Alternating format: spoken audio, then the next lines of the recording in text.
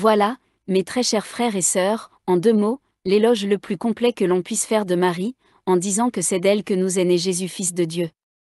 Oui, Marie est la plus belle créature qui soit jamais sortie des mains du Créateur. Dieu lui-même l'a choisie, pour être le canal par lequel il devait faire couler ses grâces les plus précieuses et les plus abondantes sur tous ceux qui auraient confiance en elle. Dieu nous la représente comme un beau miroir où il se reflète comme un modèle accompli de toutes les vertus. Aussi voyons-nous que l'Église la considère comme sa mère, sa patronne et sa puissante protectrice contre ses ennemis, qu'elle s'empresse de célébrer avec la plus grande pompe le jour heureux où ce bel astre commença à briller sur la terre. La naissance des grands du monde nous inspire des craintes et des alarmes, parce que nous ne savons pas s'ils seront justes ou pécheurs, sauvés ou réprouvés, nous ne savons pas, dis-je, s'ils rendront leurs peuples heureux ou malheureux. Mais pour Marie nous n'avons nulle crainte. Elle naît pour être mère de Dieu, et, par sa naissance, nous apporte toutes sortes de biens et de bénédictions. Dieu nous la propose pour modèle, dans quelque état et dans quelques conditions que nous puissions être. Livrons-nous donc, mes très chers frères et sœurs, avec toute l'Église, à une sainte joie, et admirons dans cette Vierge sainte le modèle des vertus les plus parfaites, considérons Marie comme ayant été destinée de toute éternité à être la mère du Fils de Dieu et la nôtre, enfin, contemplons avec reconnaissance les dons et les grâces renfermés dans la médiatrice que Dieu a préparée aux hommes. Mais prêtez-moi votre attention, car, vous parlez de Marie, n'est-ce pas intéresser vos cœurs en vous entretenant de l'objet de votre confiance et de votre amour? Mes très chers frères et sœurs, s'il était nécessaire pour vous inspirer une tendre dévotion à Marie, de vous montrer combien est grand le bonheur de ceux qui ont confiance en elle, combien sont nombreux les secours, les grâces et les avantages qu'elle nous peut obtenir, s'il était nécessaire, dis-je, de vous montrer l'aveuglement et le malheur de ceux qui n'ont que de l'indifférence et du mépris pour une mère si bonne et si tendre, si puissante et si portée à nous faire éprouver les effets de sa tendresse, je n'aurais qu'à interroger les patriarches et les prophètes, et vous verriez dans toutes les grandes choses que l'Esprit Saint leur a fait dire sur Marie, un sujet de confusion à la vue des bas sentiments dont vous n'êtes que trop souvent remplis pour cette bonne mère. Ensuite, si je vous faisais le récit de tous les exemples que les saints en ont tirés, nous ne pourrions que déplorer notre aveuglement et ranimer notre confiance envers elle. D'abord, rien n'est plus capable de nous inspirer une tendre dévotion à la Sainte Vierge, que le premier trait que nous lisons dans l'Écriture sainte, où nous voyons Dieu lui-même annoncer le premier, la naissance de Marie. Lorsque nos premiers parents eurent le malheur de tomber dans le péché, Dieu, touché de leur repentir, promit qu'un jour viendrait où naîtrait une vierge qui enfanterait un fils, pour réparer le malheur causé par leur péché, Genèse 3, 15. Dans la suite, les prophètes, après lui, n'ont cessé d'annoncer de siècle en siècle, pour consoler le genre humain qui gémissait sous la tyrannie du démon, qu'une vierge enfanterait un fils, qui serait le Fils du Très-Haut, et envoyé par le Père pour racheter le monde, perdu par le péché d'Adam, Is. 7, 14. Tous les prophètes annoncent qu'elle sera la plus belle créature qui ait jamais paru sur la terre. Tantôt ils l'appellent l'étoile du matin, qui éblouit toutes les autres par son éclat et sa beauté, et qui, en même temps, sert de guide aux voyageurs sur la mer, afin de nous montrer par là, qu'elle serait un modèle accompli de toutes les vertus. C'est donc avec raison que l'Église dit à la Sainte Vierge, dans un tressaillement d'allégresse: Votre naissance, ô Vierge Sainte Marie, remplit le monde entier d'une douce consolation et d'une sainte allégresse, parce que c'est de vous qu'il nous est né ce soleil de justice, notre Jésus, notre Dieu, qui nous a tirés de la malédiction où nous étions plongés par le péché de nos premiers parents, et nous a comblés de toutes sortes de bénédictions. Oui, c'est vous, Vierge sans pareille, Vierge incomparable, qui avez détruit l'empire du péché et rétabli le règne de la grâce. Levez-vous, dit l'Esprit Saint, sortez du sein de votre mère, vous qui êtes ma plus chère, aussi bien que ma plus belle amante, venez, tendre colombe, dont la pureté et la modestie sont sans égale, montrez-vous sur la terre, paraissez au monde comme celle qui doit embellir le ciel et rendre la terre heureuse. Venez et paraissez avec tout l'éclat dont Dieu vous a orné, car vous êtes le plus bel ouvrage de votre Créateur. En effet, quoique la Sainte Vierge fût dans les voies ordinaires, l'Esprit Saint voulut que son âme fût la plus belle et la plus riche en grâce, il voulut aussi que son corps fût le plus beau corps qui ait jamais paru sur la terre. L'Écriture la compare à l'aurore dans sa naissance, à la lune dans son plein, au soleil dans son midi, quand 6, 9. Elle nous dit encore qu'elle a une couronne de 12 étoiles, Apoc. 12, 1, et est établie dispensatrice de tous les trésors du ciel. Depuis la chute d'Adam, le monde était couvert de ténèbres affreuses, alors Marie paraît, et, comme un beau soleil dans un jour serein, dissipe les ténèbres, ranime l'espérance et donne la fécondité à la terre. Dieu, mes très chers frères et sœurs, ne devait-il pas dire à Marie, comme à Moïse, Exode 3, va délivrer mon peuple, qui gémit sous la tyrannie de Pharaon, va lui annoncer que sa délivrance est proche, et que j'ai entendu sa prière, ses gémissements et ses larmes. Oui, Marie, semble-t-il dire, j'ai entendu les gémissements, j'ai vu les larmes des patriarches, des prophètes et de tant d'âmes qui soupirent après l'heureux moment de leur délivrance. En effet, mes très chers frères et sœurs, Marie, encore bien mieux que Moïse, annonce que bientôt nos malheurs vont cesser et que le ciel va se réconcilier avec la terre. Oh, quel trésor apporte au ciel et à la terre la naissance de Marie! Le démon frémit de rage et de désespoir, parce que, dans Marie, il voit celle qui doit l'écraser et le confondre. Au contraire, les anges et les bienheureux font retentir la voûte des cieux de chants d'allégresse en voyant naître une reine qui doit donner à leur beauté un nouvel éclat. Mais, comme Dieu voulait commencer à nous montrer que le ciel ne nous serait donné que par l'humilité, le mépris, la pauvreté et les souffrances, il voulut que la naissance de la Sainte Vierge n'eût rien d'extraordinaire.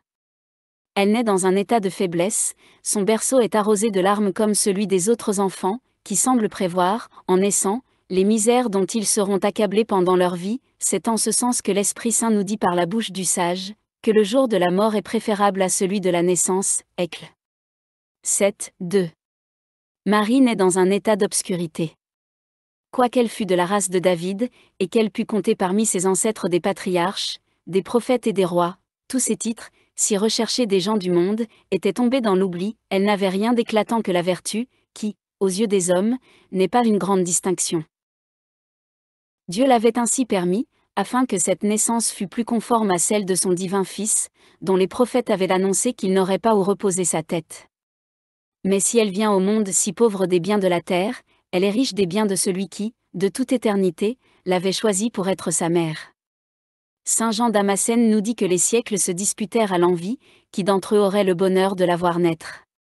Voulons-nous, dit un de ses grands serviteurs, le saint évêque de Genève, savoir quelle est cette Vierge couronnée à son berceau? Interrogeons les anges, ils nous diront qu'elle les surpasse infiniment en grâce, en mérite, en dignité et en toutes sortes de perfections. Saint Basile nous dit que, depuis la création du monde jusqu'à la venue de Marie, le Père éternel n'avait point trouvé de créature assez pure et assez sainte, pour être la mère de son Fils. Combien de fois les patriarches et les prophètes ne se sont-ils pas écriés dans leurs soupirs et dans leurs larmes, « Ah! Quand donc viendra l'heureux moment où cette Vierge sainte paraîtra dans le monde? Oh! Qu'ils seront heureux les yeux qui verront cette créature, qui doit être la mère du Sauveur des hommes. 2. Il serait impossible, mes très chers frères et sœurs, de ne pas aimer Marie, si nous voulions réfléchir un instant sur sa tendresse pour nous, et sur les bienfaits dont elle n'a cessé de nous combler. En effet, si Jésus-Christ a répandu son sang précieux pour nous sauver, qui a produit ce sang adorable, n'est-ce pas Marie? Si nous suivons les traces de sa vie mortelle, que de chagrin, que de douleur, que d'angoisse n'a-t-elle pas enduré? Toutes les fois qu'elle portait ses tendres regards sur son divin Fils, elle souffrait, nous disent les saints pères, plus que tous les martyrs ensemble. Et comment, me direz-vous? Dieu, pour accomplir cette prophétie, voulut lui faire connaître d'avance toutes les souffrances, les outrages et les tourments que son divin Fils devait endurer avant de mourir. En effet, le jour de la purification, saint Siméon annonça à Marie qu'un glaive de douleur transpercerait son âme. Luc 2, 33. Toutes les fois qu'elle touchait les pieds et les mains adorables de Jésus, elle se disait à elle-même, hélas! Ses pieds et ses mains qui, pendant 33 ans, ne seront occupés qu'à porter les grâces et les bénédictions, seront un jour percés et cloués à un bois infâme, ses yeux d'amour seront couverts de crachats, son visage, plus beau que les cieux, sera tout meurtri par les soufflets qu'on lui donnera. Tout ce corps doit être flagellé avec tant de cruauté, qu'il sera presque impossible de le reconnaître pour un homme. Cette tête, toute rayonnante de gloire, sera percée d'une cruelle couronne d'épines. Lorsqu'elle passait par les rues de Jérusalem, elle se disait, « Un jour viendra où je verrai ces pavés tout arrosés de son sang précieux. Il sera étendu sur l'arbre de la croix, j'entendrai les coups de marteau, et ne pourrai lui apporter du secours. » Aux douleurs incompréhensibles, aux martyrs ineffables, Nous dit un Saint-Père, il n'y a que Dieu qui puisse en comprendre toute l'étendue. Oui, mes très chers frères et sœurs, nous disons que Jésus-Christ a fait éprouver en particulier à sa mère chacune des douleurs de sa passion, car Marie avait continuellement à l'esprit les supplices qu'on devait faire endurer à son Fils. Ah, s'écrie saint Bernard, ce grand serviteur de Marie, que nous sommes aveugles et malheureux, de ne pas aimer une mère si bienfaisante et si bonne. Depuis longtemps, sans les prières de Marie, le monde n'existerait plus et serait tombé en ruine à cause de nos péchés. En effet, il est rapporté que, du temps de saint Dominique et de saint François, Dieu était tellement irrité contre les hommes, qu'il avait résolu de les faire périr tous.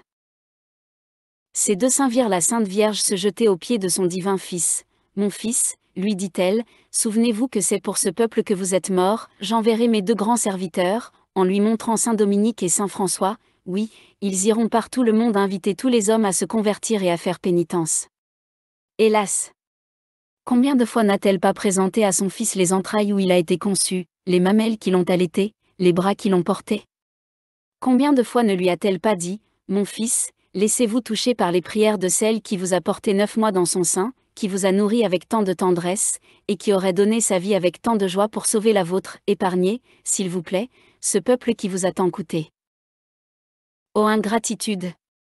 Ô aveuglement des pécheurs, que tu es grand et incompréhensible! N'avoir que du mépris pour celle qui aurait si volontiers donné sa vie pour nous.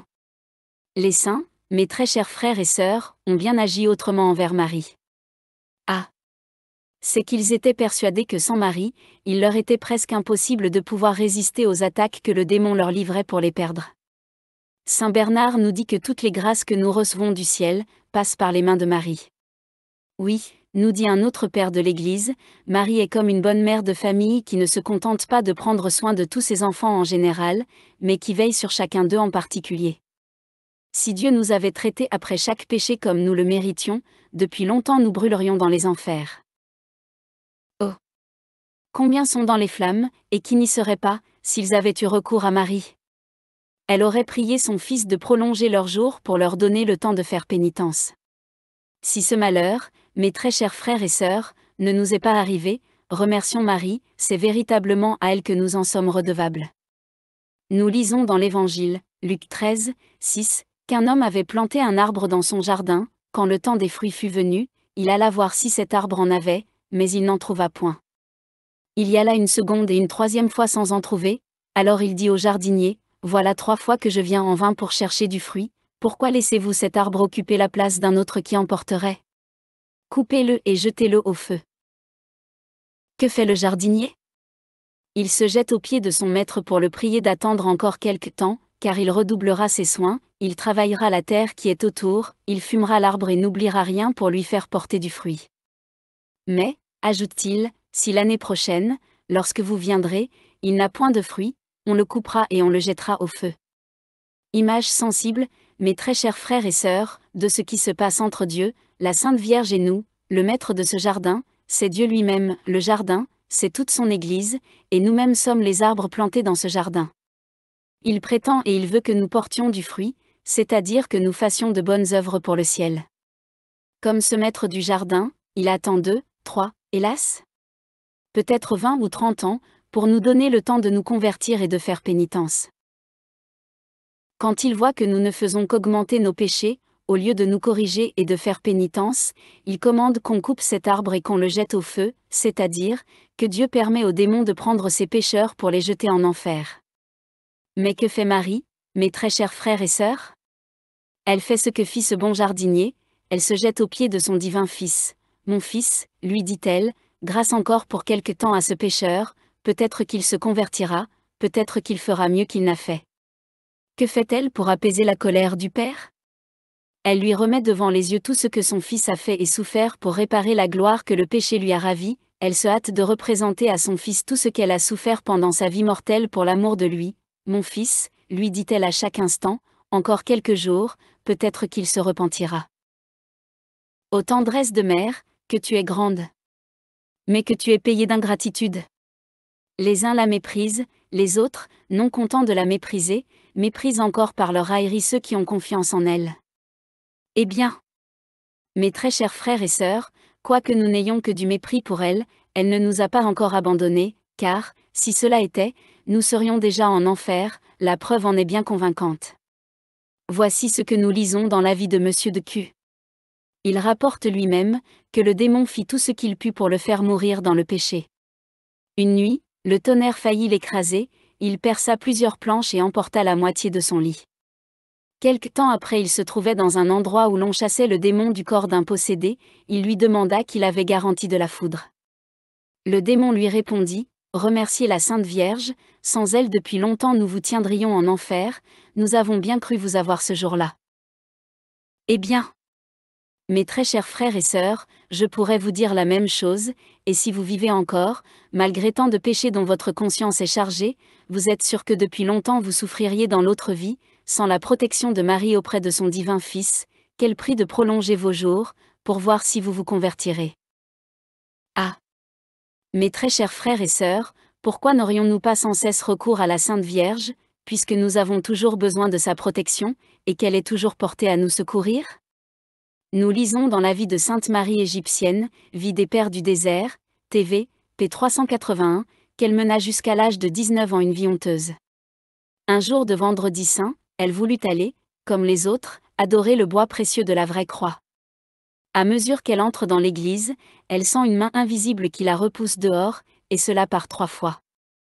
Effrayée, elle va se retirer au coin de la place, et se met à examiner d'où pouvait venir un événement si extraordinaire.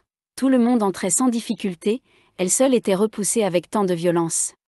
« Ah » s'écria-t-elle en soupirant, « mes crimes, je le vois bien, en sont la cause.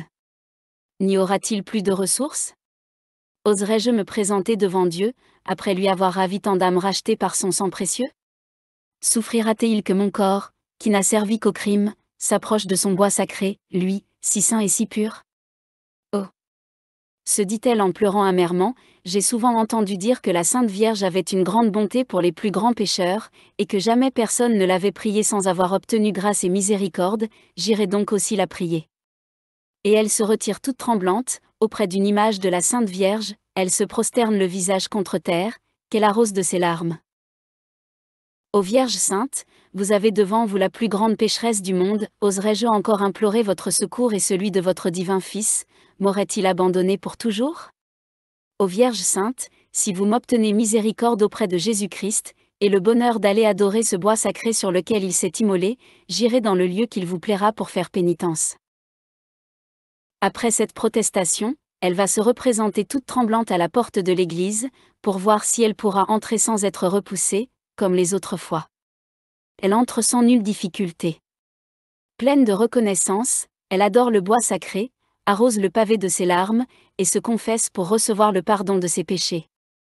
Dans la suite, elle se retira dans un bois où elle demeura pendant 40 ans, faisant retentir le désert de ses cris et de ses sanglots, ne se nourrissant que d'herbes sauvages. Elle rapporte elle-même que le démon la tenta pendant 19 ans de toutes sortes de manières, et, à mesure que le démon la tourmentait, elle redoublait ses pénitences, parfois le matin, en se levant, elle était toute couverte de neige, et, dans son désert, le froid était si rigoureux, que son corps tombait par lambeaux. Elle méditait soir et matin, tantôt sur ses fautes passées, tantôt sur les grâces que Marie lui avait obtenues, ou encore sur l'espoir qu'elle avait d'aller chanter au ciel les miséricordes du Seigneur. Oh ! Que nous serions heureux, mes très chers frères et sœurs, si nous imitions cette grande pénitente dans son repentir et sa confiance envers Marie. Quand on aime quelqu'un, on s'estime heureux d'en avoir quelque objet à titre de souvenir. De même, mes très chers frères et sœurs, si nous aimons la Sainte Vierge, nous devons nous faire un honneur et un devoir d'avoir dans nos maisons quelques-unes de ces images, qui, de temps en temps, nous rappellent cette bonne mère. De plus, les parents vraiment chrétiens ne doivent jamais manquer d'inspirer à leurs enfants une tendre dévotion à la Sainte Vierge, c'est le véritable moyen d'attirer sur leur famille les bénédictions du ciel et la protection de Marie. Nous lisons dans la vie de Saint Jean Damascène, Ribadeneria, au 6 mai, que l'empereur avait conçu contre les saintes images une telle aversion, qu'il avait commandé, sous peine de mort, de les détruire ou de les brûler. Saint Jean aussitôt se mit à écrire que l'on devait avoir des images et les honorer. L'empereur fut tellement irrité contre le saint, qu'il lui fit couper le poignet pour l'empêcher d'écrire. Le saint alla se prosterner devant une image de la Sainte Vierge en lui disant : « Vierge sainte, je viens vous demander la main que l'on m'a coupée, parce que je voulais soutenir l'honneur que l'on rend à vos images, je sais que vous êtes assez puissante pour me la rendre. » Cette prière achevée, il s'endormit, et, pendant son sommeil, il vit la Sainte Vierge, elle lui dit que sa prière était exaucée. Quand il s'éveilla, il trouva sa main parfaitement rattachée au bras, seulement Dieu lui avait laissé, à l'endroit où elle s'était rejointe à son bras, une petite raie rouge, pour le faire se souvenir de la grâce que la Sainte Vierge lui avait obtenue. Par ce miracle, elle voulut montrer combien lui est agréable l'honneur que l'on rend à ses représentations, c'est-à-dire à ses images. Écoutez ce que nous dit saint Anselme. Ceux qui seront assez malheureux pour mépriser la mère, sont sûrs d'être méprisés du Fils. Oui, il n'y a que les démons, les réprouvés et les grands pécheurs, plongés dans les ordures de leurs crimes, qui n'aiment pas Marie et qui n'ont pas confiance en elle. Vous connaîtrez facilement si un chrétien est dans la voie du ciel, ou s'il marche dans le chemin de la perdition. Demandez-lui s'il aime Marie, s'il vous dit que oui, et que ses actions le prouvent, bénissez le Seigneur, cette âme est pour le ciel.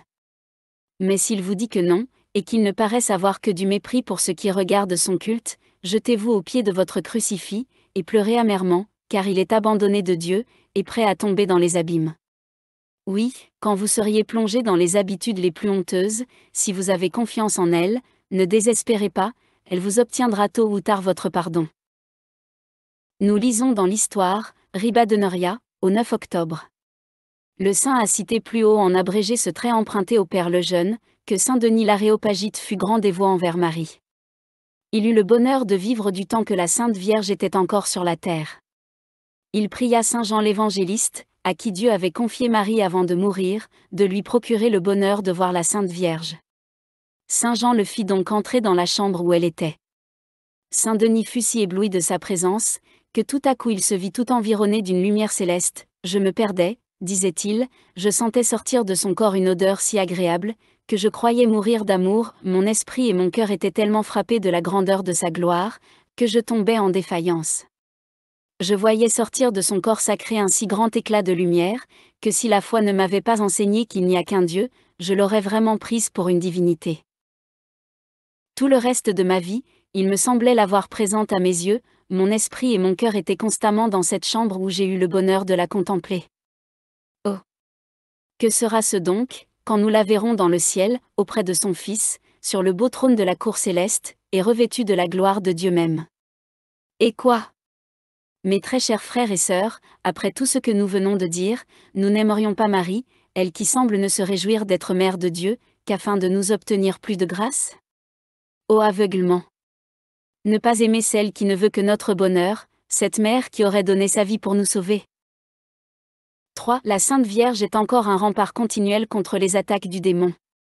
Un jour saint Dominique, son grand serviteur, étant prié de chasser le démon du corps d'un possédé en présence d'une foule immense de personnes, qui étaient venues pour être témoins de cette action, le démon avoua devant tout le monde que la Sainte Vierge était sa plus cruelle ennemie, qu'elle renversait tous ses desseins, que, sans elle, depuis longtemps, il n'y aurait plus de religion, et qu'il aurait bouleversé l'Église par les schismes, les hérésies.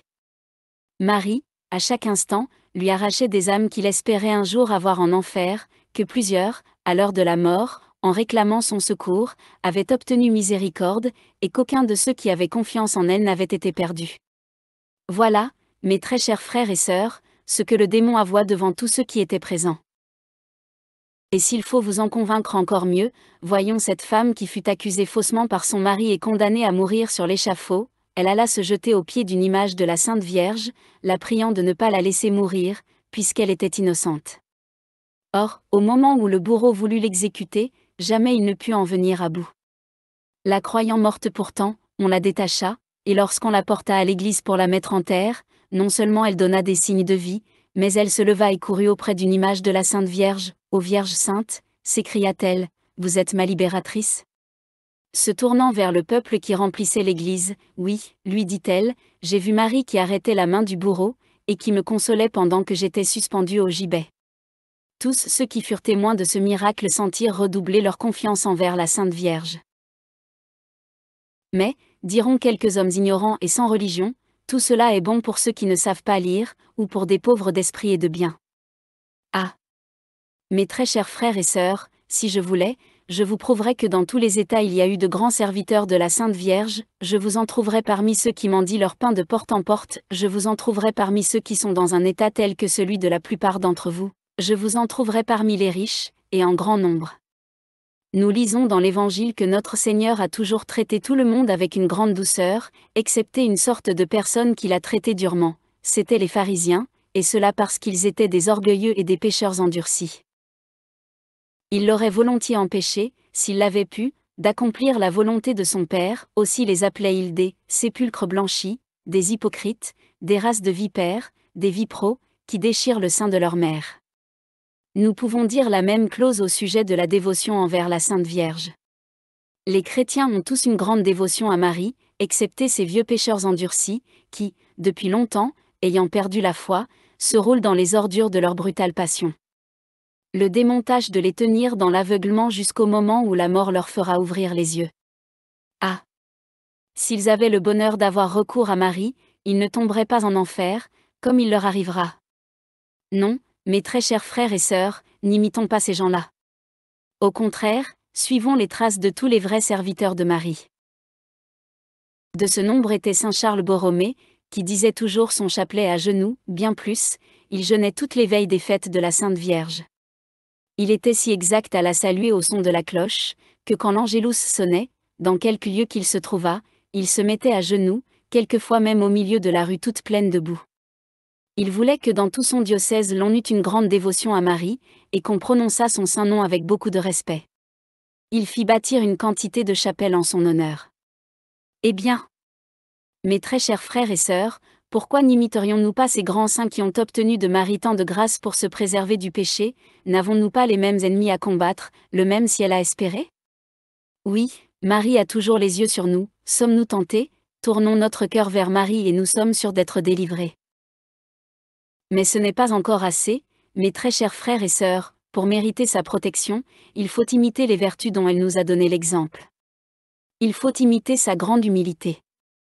Elle ne méprisait jamais personne, quoiqu'elle sût très bien que Dieu l'avait élevée à la plus grande de toutes les dignités, celle de mère de Dieu, de reine du ciel et de la terre, cependant elle se regardait comme la dernière des créatures. Il faut imiter son admirable pureté, qui l'a rendue si agréable à Dieu. Sa modestie était si grande, que Dieu prenait plaisir à la contempler. Il faut, mes très chers frères et sœurs, à son exemple, nous détacher des choses de ce monde, et ne plus penser qu'au ciel, notre véritable patrie. Depuis l'ascension de son divin Fils, elle ne faisait que languir sur la terre. Elle supportait la vie avec patience, il est vrai, mais attendait avec ardeur la mort qui devait la réunir à son divin Fils, unique objet de son amour. Combien de fois ne s'est-elle pas écriée comme le prophète, « Mon Dieu, jusqu'à quand prolongerez-vous mon exil ? Oh! Quand viendra l'heureux moment où je vous serai réunis pour toujours ? Oh! Si vous voyez mon époux, dites-lui que je languis d'amour. Dieu la retira de ce monde où elle avait tant souffert pendant son long pèlerinage, elle mourut, mais ni les infirmités de l'âge, ni les défaillances de la nature ne lui donnèrent la mort, ce fut le seul amour de son divin Fils. Son premier souffle avait été un souffle d'amour, il était bien juste que son dernier fût aussi un souffle d'amour. Si nous voulons nous en convaincre, mes très chers frères et sœurs, jetons un coup d'œil sur le lit de mort de Marie. Au spectacle nouveau. Le ciel et la terre sont ravis d'admiration, les fidèles accourent de toutes parts, les apôtres se trouvent réunis par miracle dans cette pauvre maison. L'on ne voit pas dans la mort de Marie ce qui fait horreur dans la nôtre, cette pâleur effrayante, cette défaillance universelle, ces douloureuses convulsions de l'agonie. À la mort de Marie tout est tranquille, son visage est plus brillant que jamais, ses grâces modestes se manifestent encore avec plus d'éclat que pendant sa vie, une aimable pudeur brille sur son front, une douce majesté couvre son saint corps, ses yeux, tendrement fixés vers le ciel, en ont déjà toute la sérénité, son esprit, abîmé en Dieu, semble déjà le voir face à face, son tendre cœur, pressé d'un amour également doux et fort, goûte par avance les torrents de délices éternelles que son Dieu lui préparait dans le ciel. Elle n'a point de crainte, parce qu'elle n'a jamais offensé son Dieu, elle n'a point de chagrin, parce qu'elle ne s'est jamais attachée aux choses terrestres, elle ne soupire qu'après son Jésus, et la mort lui procure ce bonheur, elle le voit venir au-devant d'elle, avec toute la cour céleste, pour honorer son entrée triomphante dans le ciel. Ainsi s'endort dans le baiser du Seigneur cette amante sacrée, ainsi disparaît ce bel astre qui a éclairé le monde pendant 72 ans. Ainsi triomphe de la mort celle qui a enfanté l'auteur de la vie. Que conclure de tout cela, mes très chers frères et sœurs? Que nous devons, à l'exemple de Marie, soupirer et travailler à mériter le même bonheur. C'est ce que je vous souhaite. Ainsi soit-il.